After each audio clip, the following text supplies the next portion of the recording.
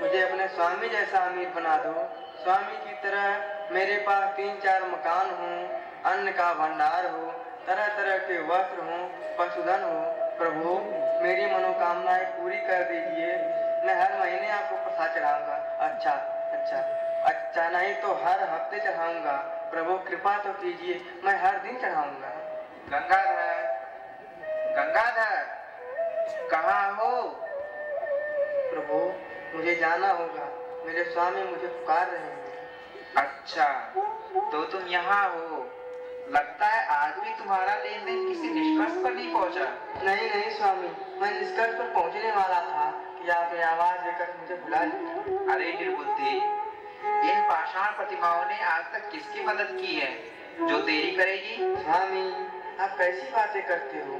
संसार के लोगों की इससे मनोकामनाएं पूरी होती हैं, वो झूठ है। संसार के लोग तो अलग अलग मंदिरों और तीर्थों में जाते हैं और अपनी मनोकामनाएं पूरी कराते हैं। भला ऐसा मिथ्या कैसे हो सकता है? गंगाधर, क्या आज तक तुमने किसी ऐसे व्यक्ति को देखा है जो तुम्हारी तरह करता तो कुछ ना हो और केवल मूर्ति से प्रार्थना करके संपन्न हो गया हो?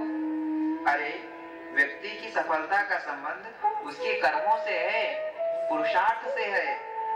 सफलता का संबंध इस जड़ पूजा से कभी नहीं है, बल्कि ईश्वर की आज्ञा के विपरीत, वेद के विधान के विपरीत इन निंदनीय कर्मों को करने से व्यक्ति को पाप ही लगता है, पाप जो उसके पतन का कारण बनता है। स्वामी, अगर मूर्ति पूजा से पाप लगता है तो हमारे शास्त्रों में इसका विधान क्यों किया गया है? गंगाधर, हमारे धर्म के आदि स्रोत वेदों में तथा वेदानुकूल ऋषि मुनि विरचित ग्रंथों में कहीं भी मूर्ति की पूजा का विधान नहीं है। जो विधान मिलता है वो अज्ञानी स्वार्थियों ने अपने स्वार्थ के कारण जोड़ा है। स्वामी, इसमें कैसा स्वार्थ हो सकता है? गंगाधर, आज से लगभग 2500 वर्ष पूर्व जब भारत में जैन व बौद्ध मतों का उदय नहीं हुआ था, तब भारत में कहीं भी मूर्ति पूजा नहीं होती थी। वैदिक समाज एक निराकार, सर्वव्यापक, सर्वज्ञ, सर्वशक्तिमान, न्यायकारी आदि विशेषणों से युक्त उस परमपिता परमात्मा की उपासना करता था।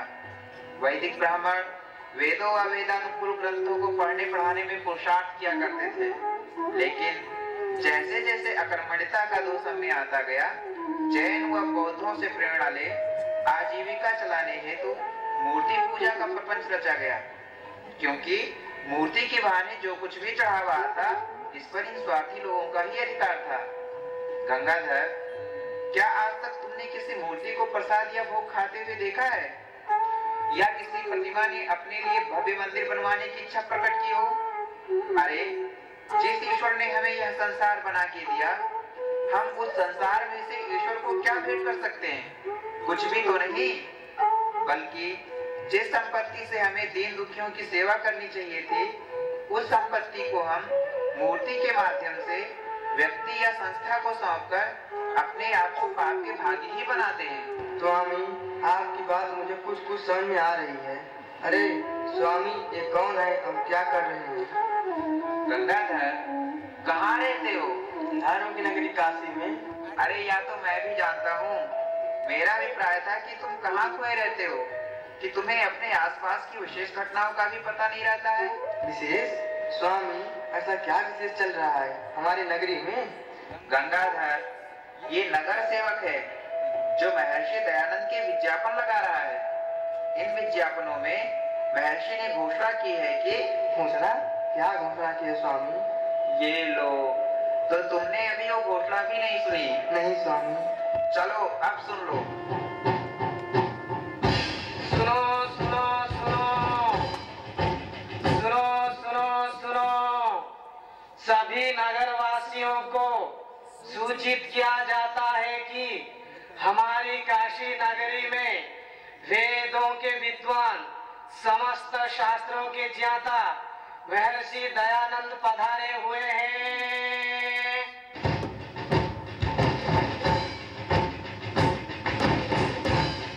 महर्षि की घोषणा है कि मूर्ति पूजा वेद विरुद्ध है।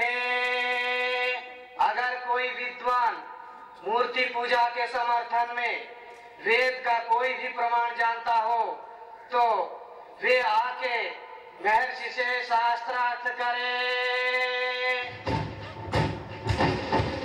सुनो सुनो सुनो।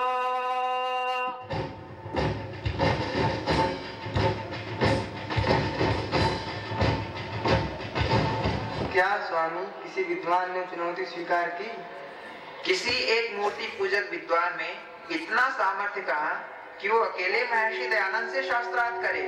हाँ, काशी नरेश को लेकर एक टोली पहुंची तो है शास्त्रार्थ के लिए। स्वामी फिर क्या हुआ? सूर्यास्त को होने वाला है। चलो आनंद बाग चलते हैं, जहाँ शास्त्रार्थ शुरू होने वाला है। वहाँ चलकर खुद ही देख लेना कि क्या हो रहा है।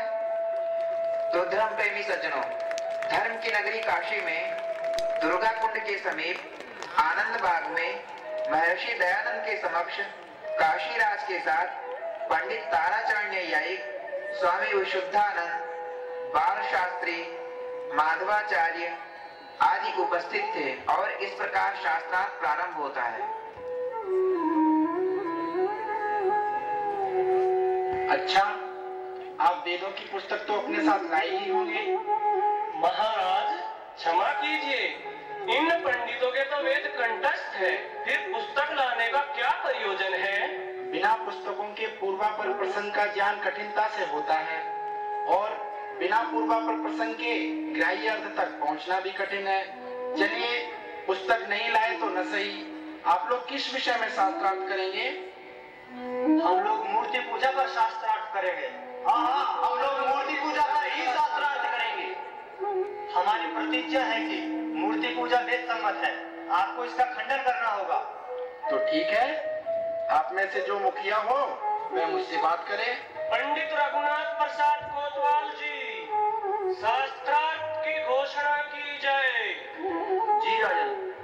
धर्म प्रेमी सज्जनों, काशी नरेश की अध्यक्षता में मूर्ति पूजा पर शास्त्रार्थ प्रारंभ हो रहा है। मूर्ति पूजा वेद विरुद्ध है। स्वामी दयानंद इसका प्रतिपादन करेंगे। पंडित ताराचरण न्यायिक, स्वामी विशुद्धानंद, बाल शास्त्री जी, शिव सहाय जी, माधवाचार्य जी आदि काशी के विद्वान महर्षि दयानंद के मत का खंडन करेंगे। और ध्यान दें, एक समय में एक ही पंडित शास्त्रार्थ करेगा। मैं पंडित ताराचरण न्यायिक, मैं सर्वप्रथम आपसे संवाद करूंगा। तो ठीक है ताराचरण जी, सर्वप्रथम आप यह बताइए कि क्या आप वेदों को प्रमाण मानते हैं? वर्णाश्रम का पालन करने वाला ऐसा कौन है जो वेदों को प्रमाण नहीं मानता? अर्थात सभी मानते हैं, अतः मैं भी वेदों को प्रमाण मानता हूँ। तो अच्छा ताराचरण जी, बताइए कि वेदों में कहीं भी पाषाण आदि मूर्तियों के पूजन का विधान है? यदि है तो प्रमाण दीजिए, यदि नहीं है तो स्वीकार कीजिए कि मूर्ति पूजा वेद विरुद्ध है। स्वामी जी, वेदों में मूर्ति पूजा का प्रमाण है या नहीं, इस विषय में तो बाद में विचार करेंगे। पहले आप ये बताइए कि जो व्यक्ति केवल वेदों को ही प्रमाण मानता है, अन्य शास्त्रों को प्रमाण नहीं मानता, उसके विषय में क्या कहना चाहिए? ताराचरण, जैसे सूर्य स्वयं प्रकाश पुंज है, अर्थात सूर्य को दिखाने हेतु किसी और प्रकाश की आवश्यकता नहीं होती, वैसे ही वेद भी ईश्वरीय रचना होने से स्वतः प्रमाण है। वह परमेश्वर सर्वज्ञ है, उसके ज्ञान में किसी भी प्रकार की कोई कमी या त्रुटि नहीं है। अतः परमेश्वर की रचना होने से वेद भी त्रुटि रहित है। अन्य ग्रंथ जैसे ब्राह्मण, आरण्यक, उपनिषद, स्मृति या दर्शन ग्रंथ वेदों के भाग विशेष की या विषय विशेष की व्याख्या करने वाले ग्रंथ हैं। ये मनुष्यकृत हैं, अतः इनमें त्रुटि हो सकती है। इसलिए वेद के अनुकूल होने पर इनका प्रमाण मानना चाहिए, वेद के विपरीत अर्थ होने पर इनका प्रमाण कभी नहीं हो सकता। ताराचरण, यह तो तुम्हारे प्रश्न का उत्तर हुआ। अब तुम मेरे प्रश्न का उत्तर दो कि क्या वेदों में कहीं भी पाषाण आदि मूर्तियों के पूजन का विधान है? यदि है तो प्रमाण दो, नहीं है तो स्वीकार करो कि मूर्ति पूजा वेद विरुद्ध है। स्वामी जी, आपने कहा कि मनुस्मृति का मूल वेद है, तो बताइए कि वेदों में कहाँ इसका मूल? महाराज मनु ने अपने ग्रंथ मनुस्मृति में जो जो विधान किया है वह औषधों का औषध है, अर्थात मनुष्यों के लिए श्रेष्ठतम विधान है, ऐसा सामवेद के ब्राह्मण में कहा है। दयानंद, मैं स्वामी विशुद्धानंद आपसे प्रश्न करता हूं कि बताएं, रचनानुपपत्तेश्च नानुमानम। इस व्यास मुनि विरचित सूत्र का वेदों में कहाँ मूल है? यह प्रकरण से भिन्न बात है। हमें पहले शास्त्रार्थ के विषय में ही विचार करना चाहिए। आप लोगों को मूर्ति पूजा के समर्थन में अगर प्रमाण याद न हो तो आप पुस्तक देखकर कह सकते हैं। काशी में शास्त्रार्थ और पंडितों को शास्त्र कंठस्थ नहीं है, ये कैसी बात कर दी दयानंद? लगता है तुम्हें शास्त्र कंठस्थ नहीं। जब शास्त्र कंठस्थ नहीं तो पहले कंठस्थ करो। काशी में शास्त्रार्थ करने के लिए इतने उतावले क्यों हो रहे हो दयानंद? विशुद्धानंद जी, क्या आपको सब कंठस्थ है? हाँ, मुझे सब कंठस्थ है। तो फिर आप धर्म का स्वरूप बताइए। वेद प्रतिपाद्यः प्रयोजनवदर्थो धर्म इति। ये तो आपकी स्वरचित परिभाषा है, इसका क्या प्रमाण? यदि आपके पास वेद अथवा स्मृति आदि ग्रंथों में कहीं कोई और परिभाषा हो तो वह बताइए। चोदना लक्षणार्थो धर्मः। यह तो जैमिनी मुनिकृत सूत्र है। यदि आपके पास इसके अतिरिक्त श्रुति या स्मृति का कोई प्रमाण हो तो वह दीजिए। कहिए स्वामी विशुद्धानंद जी, कोई उत्तर दीजिए। चलिए, आप धर्म का स्वरूप न बता सके न सही, धर्म का लक्षण ही बता दीजिए। धर्म का तो एक ही लक्षण है। तो बताइए वह क्या है? वो लक्षण है विशुद्धानंद सुनो, महाराज मनु ने अपने ग्रंथ मनुस्मृति में धर्म के 10 लक्षण बताए हैं। धृति, क्षमा, तमोस्तेयम, शौचम, इंद्रिय निग्रह, धीर, विद्या, सत्यम, क्रोधो, दशकम धर्म लक्षणम। अर्थात धैर्य, क्षमा, दया, अस्तेय, शौच, इंद्रिय निग्रह, बुद्धि, विद्या, सत्य और अक्रोध, ये धर्म के 10 लक्षण हैं। तुम तो एक में ही अटके थे। हाँ हाँ दयानंद, हमें पता है तुम धर्मशास्त्र के प्रमाण दे रहे हो। हमने भी सारे धर्मशास्त्र कंठस्थ किए हैं। अच्छा, तो बाल शास्त्री जी, आप अपने कंठस्थ किए हुए धर्मशास्त्रों में से अधर्म के लक्षण बताइए। अधर्म? स्वामी जी, ये बताइए कि वेदों में प्रतिमा शब्द है या नहीं?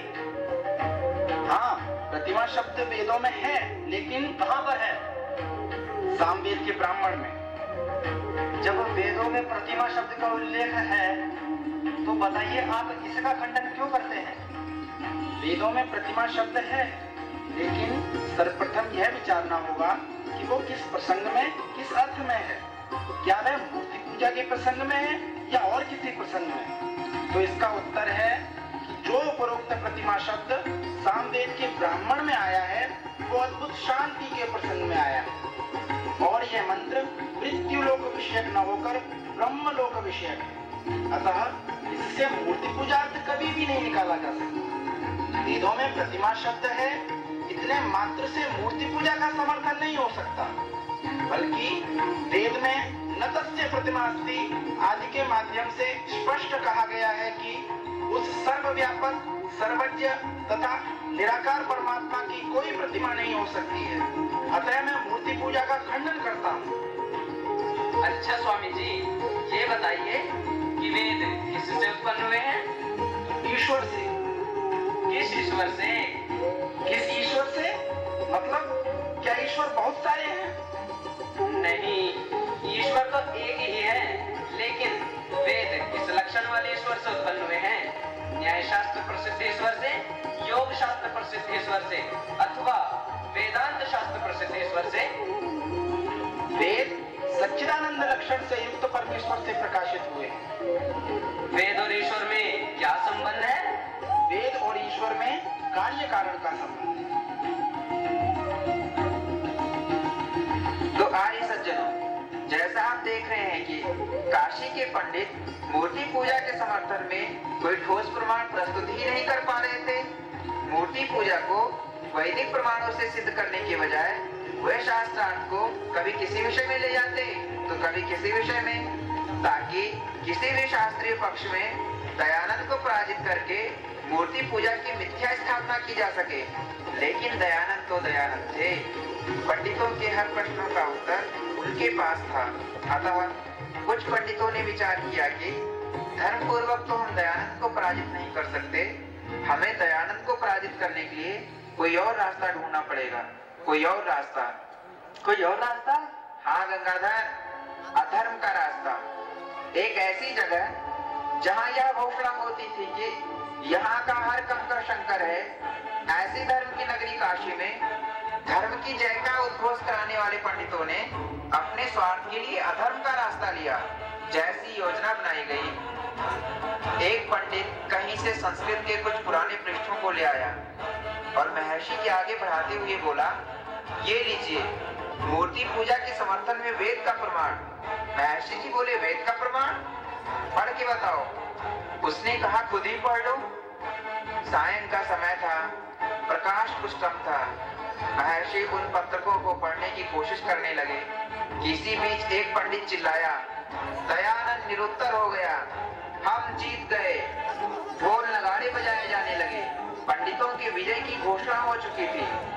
जिन स्वार्थियों ने अपने स्वार्थ के वशीभूत होके मूर्ति पूजा शुरू की, उनके ही वंशजों ने पुनः स्वार्थ के कारण छल पूर्वक इस परंपरा की रक्षा कर ली। एक निर्दोष सन्यासी को अधर्म से मिथ्या ही पराजित घोषित कर दिया गया। स्वामी, ये तो महर्षि के यहाँ बहुत बुरा बर्ताव हुआ। महर्षि इस घटना से बहुत आहत हुए होंगे। नहीं गंगाधर, सम्मानात् ब्राह्मणो नित्यम उद्विजेत विषादिव अमृतस्यैव चाकांक्षेत अवमानस्य सर्वदा।